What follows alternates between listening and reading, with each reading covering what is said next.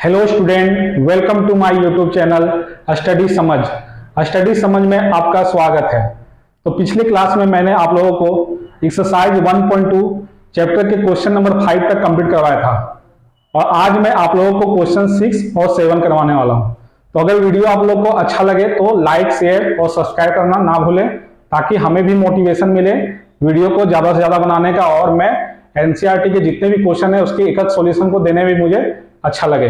तो चलिए देखते हैं आज का क्वेश्चन। आज का क्वेश्चन क्या है? क्वेश्चन नंबर 6 है। व्याख्या कीजिए कि 7 गुना 11 गुना 13 प्लस 13 तथा 7 गुना 6 गुना 5 गुना 4 गुना 3 गुना 2 गुना 1 गुना प्लस 5 भाज्य संख्या है और है तो क्यों है। तो यहाँ पे जो संख्या दिया है दोनों संख्या को हम लोग को ये दिखाना है कि ये संख्या भाज्य संख्या अगर है तो क्यों है। तो सबसे पहले हम क्या करेंगे, यहां लिखेंगे माना कि a इक्वल टू, इसको a मानते हैं 7 गुना 11 गुना 13 प्लस 13, ठीक है। और b किसको मानते हैं? इसको मानते हैं 7 गुना 6 गुना 5 गुना 4 गुना 3 गुना 2 गुना 1 प्लस 5, ठीक है। इसको a मान लेते हैं, इसको b मान लेते हैं। अब क्या करेंगे, a को सॉल्व करेंगे तो a इक्वल टू कितना है 7 गुना 11 प्लस 13, सॉरी 7 गुना 11 प्लस 13, ये आपका दिया हुआ है। तो इसको क्या करेंगे, देखिए यहाँ पे भी 13 और यहाँ भी 13 है तो दोनों क्या आ जाएगा, कॉमन आ जाएगा। तो 13 हम कॉमन ले लिए तो यहाँ क्या बचा, 7 गुना 11 बचा, ठीक है। और 13 तो कॉमन आ गया, यहाँ प्लस में क्या बचा, 1 बचा। अब क्या करें, 13 का 13 हो गया, यहाँ ब्रैकेट में गुना कीजिए, 7 गुना 11 कितना हो गया, 77 हो गया प्लस 1, ठीक है। अब इसको क्या करेंगे, 13 का 13 गुना 77 प्लस 1 कितना हो जाएगा, 78 हो जाएगा। तो ये हमारा ए का सॉल्यूशन आ गया, ठीक है। ए का सॉल्यूशन आ गया। अब हम क्या करेंगे कि ये प्रूव करेंगे ये भाज्य संख्या है कि नहीं है। तो 13 जो है ये तो क्या है, 13 जो है ये तो अभाज्य संख्या, क्योंकि 13 का गुणनखंड कितना होता है, 1 होता है और 13 होता है। लेकिन जो 78 है, 78 का गुणनखंड तो 1 होता है, 2 होता है, ठीक है, 6 भी होता है, 12 भी होता है, ऐसे बहुत सारे गुणनखंड होते हैं। तो भाज्य संख्या और अभाज्य संख्या में क्या अंतर है? अभाज्य संख्या उस संख्या को कहते हैं जिसका गुणनखंड 1 हो और खुद वो हो, जो नंबर को हम लोग गुणनखंड कहते हैं। और भाज्य संख्या किसे कहते हैं, जिसका गुणनखंड 2 से ज्यादा हो, ठीक है, वैसे संख्या को भाज्य संख्या कहते हैं। तो यहाँ पे 13 तो अभाज्य संख्या, लेकिन 78 क्या है, एक भाज्य संख्या है। तो हम क्या लिखेंगे, अतः एक को छोड़कर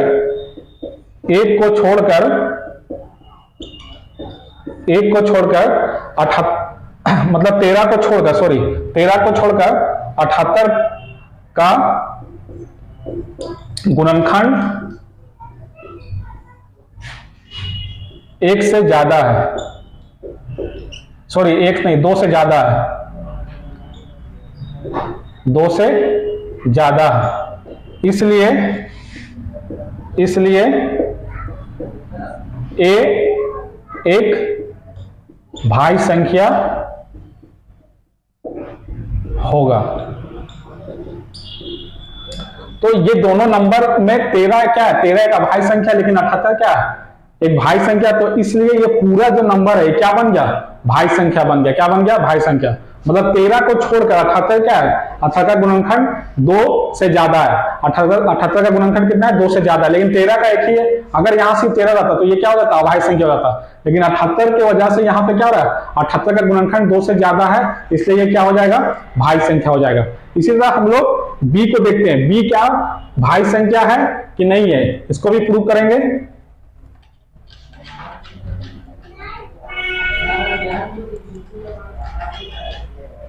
तो चलिए देखते हैं बी इक्वल टू क्या है, 7 गुना 6 गुना 5 गुना 4 गुना 3 गुना 2 गुना 1 प्लस 5 है। तो यहाँ पे देखिए, यहाँ पे 5 है और यहाँ पे 5 है, तो कॉमन ले लेंगे।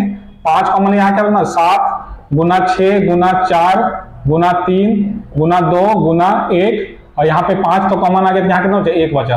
अब यहाँ पे 5 का 5 गुना, यहाँ गुना करते हैं, इस सारे को गुना कीजिएगा तो कितना आ जाएगा, 1008 आ जाएगा, ठीक है, 1008 आ जाएगा प्लस 1, ठीक है, प्लस 1। तो यहाँ कितना हो जाएगा, 5 गुना 1008 9 आ जाएगा। कितना आ जाएगा? 5 गुना 1000 9 आ जाएगा। अब 5 तो एक अभाज्य संख्या, 5 क्या है? एक अभाज्य संख्या, लेकिन 1009 का गुणनखंड 2 से ज्यादा है। 1009 का गुणनखंड कौन कौन हो सकता है? 1009 का गुणनखंड 1 तो है ही, ठीक है, खुद 1009 है, ठीक है, और 99 भी एक गुणनखंड है, और भी गुणनखंड पॉसिबल है, ठीक है। तो जहां 2 से ज्यादा अगर गुणनखंड पॉसिबल है तो वो संख्या क्या हो जाएगा? भाज्य संख्या हो जाएगा। तो यहां पे भी लिखेंगे, अतः 5 को छोड़कर 1009 का 2 गुणनखंड है या 2 से ज्यादा है, 2 या 2 से ज्यादा है, इसलिए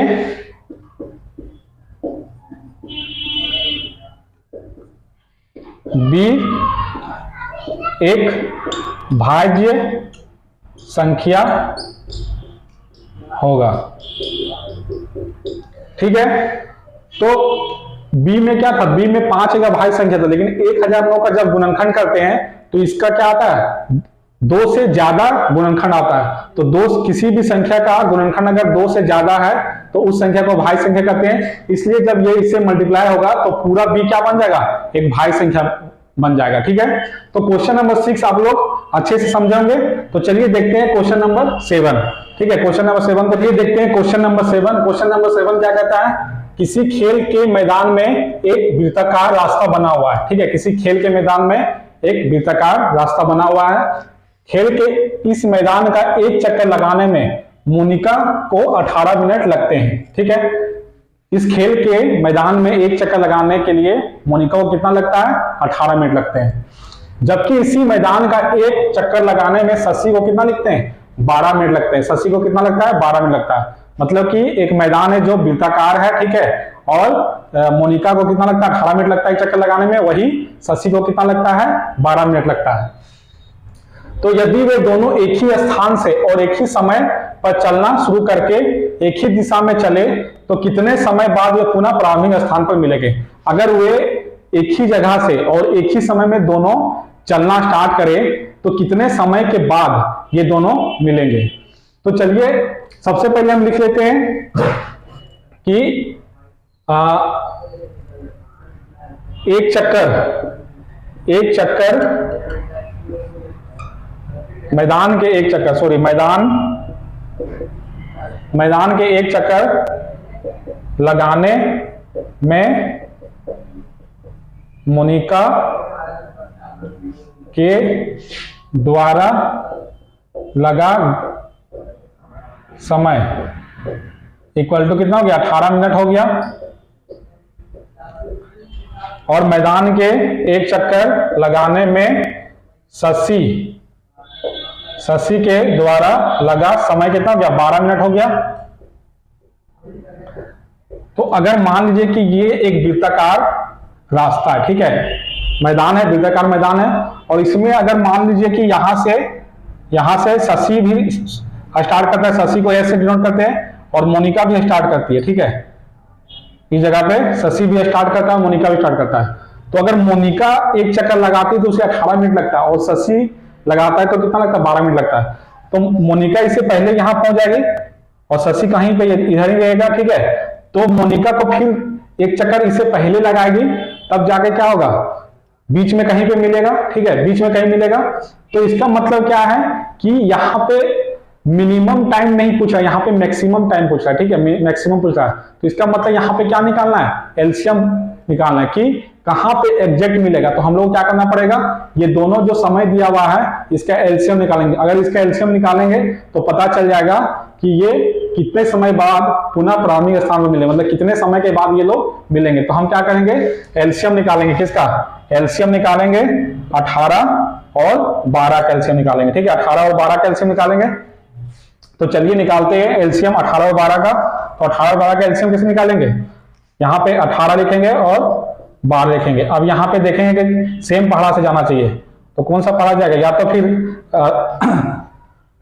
अभाज्य गुणनखंड के द्वारा कर लेते हैं।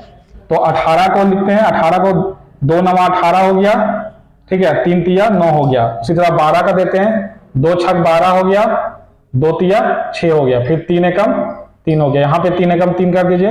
ठीक है, अब हम क्या करेंगे, 18 को लिखेंगे, 18 इक्वल टू क्या हो जाएगा, 2 गुना 3 हो जाएगा, और 12 इक्वल टू कितना हो जाएगा, 2 गुना 3 हो जाएगा। तो इसमें मैच कौन हो रहा है, एक यहां से 2 मैच हो रहा है और एक 3 मैच हो रहा है। ठीक है, तो यहाँ पे सार्वत्रिक गुणनखंड कितना हो गया, सार्वत्रिक गुणनखंड हो गया, यहां से 2 लेंगे और यहां से कितना लेंगे, 3 लेंगे, तो कितना आ गया, एचसीएफ मेरा कितना आ गया, एचसीएफ आ गया 6। ठीक है, एचसीएफ कितना आ गया, 6 आ गया। तो हम एलसीएम निकालेंगे, तो एलसीएम क्या हो जाएगा, एलसीएम हमारा हो जाएगा, एलसीएम हो जाएगा हमारा जो एचसीएफ आया 6 का 6, और यहाँ पे जो सर्कल नहीं है, क्या क्या सर्कल नहीं है, 3 और 2, या 3 और 2। ठीक है, तो इसको गुना कीजिए, 6 तिया 18, 18 36, मतलब यहाँ पे कितना हो जाएगा, 36 मिनट। 36 मिनट लगेगा किसमें, पुनः प्रारंभिक स्थान पर मिलने के लिए। मतलब अगर स्टार्टिंग में अगर वो लोग स्टार्ट किए थे 0 समय से, ठीक है, तो उन लोग पुनः कहां पे मिलेंगे, 36 मिनट के बाद मिलेंगे, 36 मिनट समय होने के बाद वो लोग मिलेंगे। तो इस तरह से इस क्वेश्चन को बहुत ही इजी तरीका से सॉल्व कर सकते हैं। ठीक है, तो इस तरह से एक्सरसाइज 1.2 पूरा तरह से मैंने कंप्लीट कराया एक क्वेश्चन करवा के। तो वीडियो